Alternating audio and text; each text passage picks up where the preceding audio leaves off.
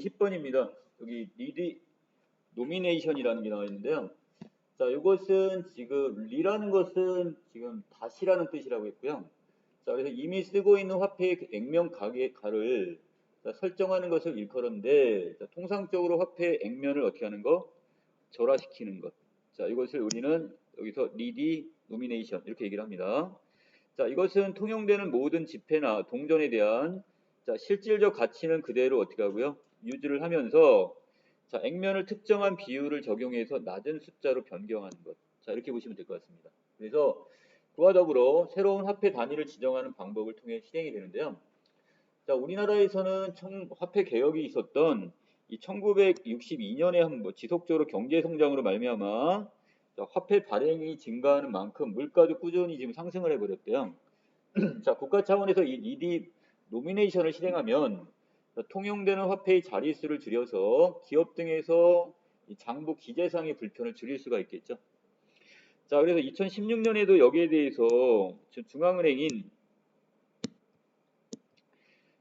한국은행에서 국내 경제 규모를 고려해서 한국 화폐 단위에 대한 리디 노미네이션을 지금 고민을 해야 할 시점이다 이렇게 보고서를 내놨지만 거기에 대해서 근데 본격적인 논의는 이루어지지 않았습니다. 현재까지. 자, 아랫부분에 일각에서는 한쪽에서는 국가 경제 규모가 비약적으로 커지며 통용되는 화폐의 자릿수가 늘어난 우리나라의 상황을 고려한다면 화폐의 자릿수를 줄여서 국제 무역에서의 편의를 도모해야 하며 그것이 자국 통화의 대외적 위상을 제고하는 일이라고 봅니다. 자, 이게 무슨 얘기냐면 자릿수를 줄이게 되면 우리나라 같은 경우 지금 예를 들어 지금 우리가 달러로 만약에 우리가 이걸 환전을 하게 될 때 우리 지금 여기 1달러가 우리나라 같은 경우는 1,000원이 넘어요. 숫지가 얘네는 영어 저기는 아니 뭐야 달러는 1인데 근데 우리는 그게 지금 1,000이 된다면 그만큼 우리의 가치가 화폐 가치가 지금 낮다고 보시면 되겠죠. 자, 그래서 이것을 어느 정도 지금 화폐 자릿수를 낮추게 되면 이걸 통해서 자국의 통화의 대외적인 위상이 더 올라간다 이렇게 보는 겁니다. 지금. 자, 그래서 국가 차원의 리디 노미네이션이 실행이 되면 모든 상점에서 화폐의 자릿수를 줄여 표기하게 되기 때문에 계산과 지급상의 편의가 확보된다는 장점이네. 좀 단순해지겠죠? 더 숫자가 좀 큰 것보다는 작은 게. 자, 하지만 새로운 화폐에 대한 제작 비용과 더불어 화폐와 관련된 기계나 프로그램 등을 교체하는 등 여러 가지 사회적 비용이 발생할 수 있다는 문제점. 자, 그리고 국가적 차원의 이 리디 노미네이션이 실행될 경우에 화폐의 자릿수의 감소에 따라 생활 물가가 오르고 더 나아가서 인플레이션을 낳을 수가 있다는 이런 걱정도 있습니다. 자, 원화 단위를 그대로 유지하는 1000분의 1의 그 리디 노미네이션이 우리나라에서 실행된다면 상인은 기존의 19,000원짜리 물건을 19원이 아니라 한 20원 정도를 받을 거예요. 자, 왜? 리디 노미네이션의 실행 전에 우리가 1,000원과 실행 후에 1원의 가치가 같더라도 소비자는 실행 후에 1원의 인상에 대한 관대한 입장을 분명히 보일 겁니다. 자, 그리고 이와 같은 방식으로 야기되는 물가 상승으로 인한 불안이 지속되고요. 자, 이렇게 되면 화폐 가치에 대한 불확실성 때문에 또 언제 또 이런 게 환율의 변화를 줄지 모르잖아요, 지금. 자, 그리고 어떤 화폐 가치에 변화를 줄지 모르기 때문에 이것을 부동산과 같은 실물, 내가 직접 소유할 수 있는 어떤 물건으로 지금 가지려고 하는 경향이 생겨난단 말이야. 이런 추세가. 자, 그렇게 되면 결국 이런 부동산이나 이런 실물 가격이 갑자기 쭉 더 올라가게 될 수도 있습니다. 자, 국가 차원의 이런 리디 노미네이션의 도입과는 별개로 일부 국내 소매점에서 이런 표기가 자발적으로 쓰이고 있는 경우가 있는데 여기는 10,000원을 지금 어떻게 해요? 1000분의 1 비율로 해서 여기는 10.0 이런 식으로 지금 표기하는 경우가 그런 겁니다. 자, 이는 상품의 실제 경제 가치에 영향을 미치는 것은 아니지만 숫자 표시 방식의 변화를 통해 구매 결정 과정에 소비자에게 미칠 수 있는 심리적인 요인을 극대화하려는 목적에서 비롯됩니다. 뒷부분에 보시면 알겠지만 우리가 어떻게 생각해요? 좀 뭔가 10,000원이란 돈보다는 10.0이라고 하면 좀 작다고 생각을 하겠죠. 그래서 충분히 구매할 의사를 갖고 있다 이런 얘기입니다. 자, 이와 관련하여 바로 여기는 이중 정보 처리 이론. 자, 이것을 지금 갖고 설명을 하네요. 자, 오른쪽에 갑니다. 자, 이중 정보 처리 이론에서는 인간의 사고 체계를 이른바 빠른 직관과 느린 이성으로 구분하게 되는데요. 자, 빠른 직관이라는 것은 자, 무의식이나 또는 직관에 의해 작동하는 기제입니다.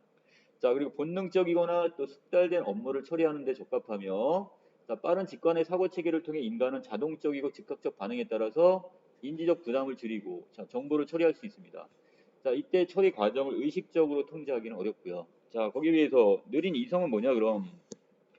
자, 의식이나 이성에 의해 작동하는 사고 체계로 자, 심사숙고해서 비중 있는 일을 처리하는 과정에 겁니다.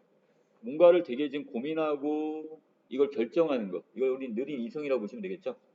자, 이중 정보 처리 이론에 따르면 인간의 정보 처리 능력에는 한계가 있기 때문에 상황에 따라 인간은 빠른 직관과 느린 이성의 협응, 자, 이 조화를 통해서 자, 의사 결정을 효율적으로 내리고자 합니다. 자, 하나만 사용하는 건 아니고 두 개를 같이 사용하긴 하지만 자, 이 상황에 따라 이것이 빠른 직관을 사용하는 경우도 있고 아니면 느린 이성을 사용하는 경우도 있다는 얘기입니다. 자, 일상적인 사건의 원활한 처리와 단기적 예측의 효과적인 빠른 직관은 자, 느린 이성을 필요로 하는 일을 최소화하도록 만듭니다. 자, 그래서 너무 복잡해버리면 어떻게 되겠어요? 사람이 그거에 대해서 격의하는 것보다는 빠르게 그냥 일 처리를 해버리려고 하는 경향이 있어요. 그래서 전체적인 인지 과정의 수고를 줄이고 정보의 효율적 처리를 도모하는 것. 자, 이것을 이렇게 설명을 했습니다. 자, 빠른 직관의 사고 체계 내에서 인간은 종종 부정확한 판단을 하고 자, 예측에 어긋나는 상황에 직면할 수도 있어요. 왜? 이걸 모든 걸 꼼꼼하게 따져보는 게 아니기 때문에 빠르게 지금 결정을 하기 때문에 판단을 하기 때문에 우리가 지금 어떻게 돼요? 예측이 어긋나는 경우가 생길 수는 있습니다.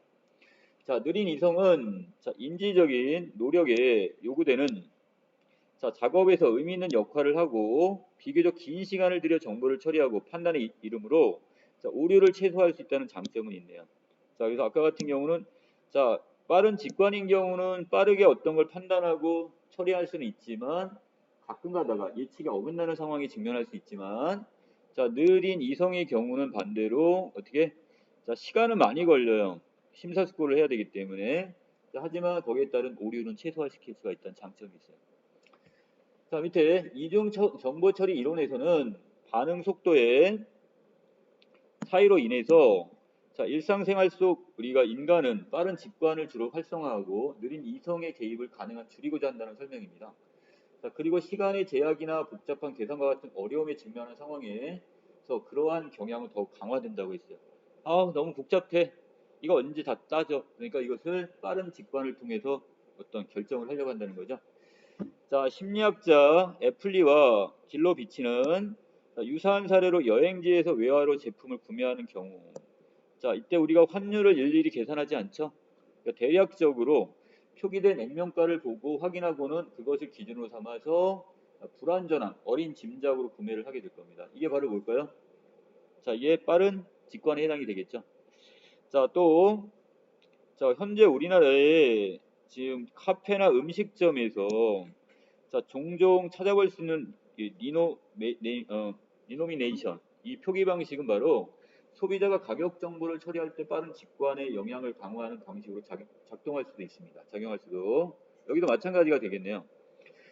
자, 자릿수의 감소는 소비자에게 인지적 부담을 덜어주고 소비자는 구매 여부를 결정하는 순간적 과정에서 실제 지불 금액의 가치를 떠나서 자, 적은 숫자이기에 저렴하다고 여기게 되는 판단을 할 확률이 높아지게 됩니다.